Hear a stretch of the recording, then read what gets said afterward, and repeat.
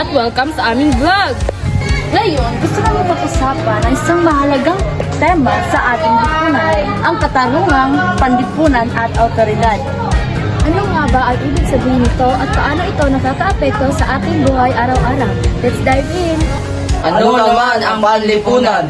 Ang katarungang panlipunan ay tumutukoy sa pagkakaroon ng patas na pagtrato at pagkakataon sa lahat ng mamamayan.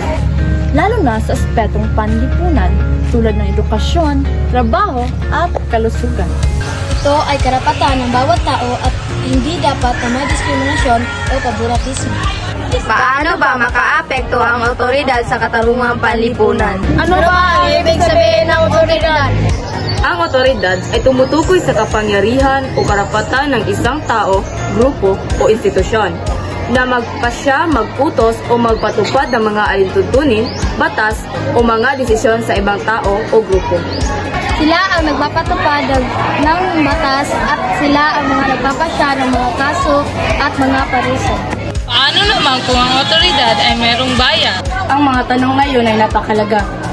Kung ang otoridad ay hindi patas o may bias, ito ay maaaring magdulot ng mga problema at hindi patas na pagtrato sa ibang tao.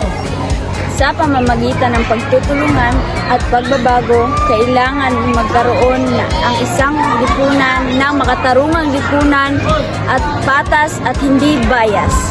Mga halimbawa ng katarungan, panlipunan at awtoridad.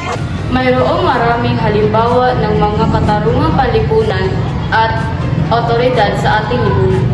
Halimbawa, ang mga kilos protesta para sa karapatan ng manggagawa, ang mga kaso sa korte para sa mga biktima ng diskriminasyon. At ang mga kilosang panlipunan para sa mga karapatan ng kababaihan at mga media. At sa huli mga kaibigan, ang katarungang panlipunan at awtoridad ay isang mahalagang tema sa ating lipunan. Hindi dapat na may diskriminasyon o favoritismo at ang awtoridad ay dapat patas at may respeto sa karapatan ng bawat tao. Ayun ang